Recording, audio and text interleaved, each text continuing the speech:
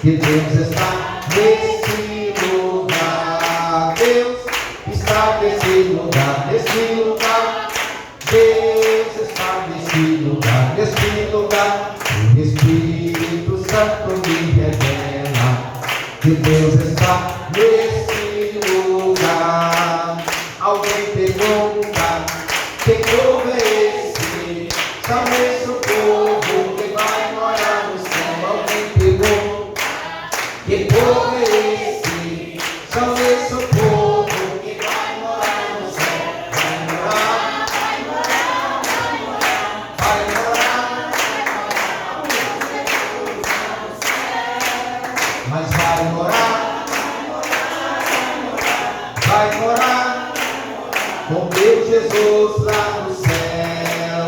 Mas uma coisa estou sentindo aqui agora, que Deus está nesse lugar.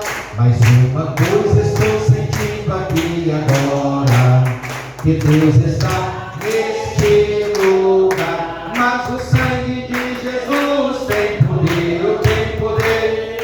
O sangue de Jesus tem poder, poder para salvar, poder para curar, poder para tua glória nos levar. Olha a entrada do anjo aqui nesse lugar.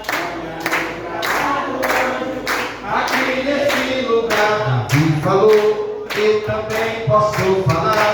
O Senhor é o meu pastor e nada me faltará. Davi falou, eu também posso falar.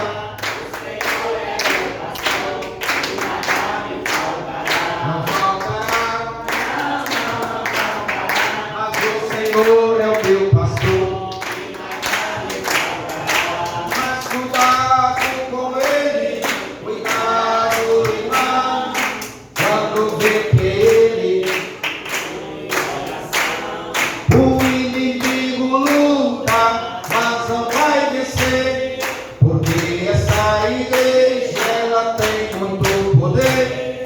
Mas o poder que tem é Jesus que dá. Mas não adianta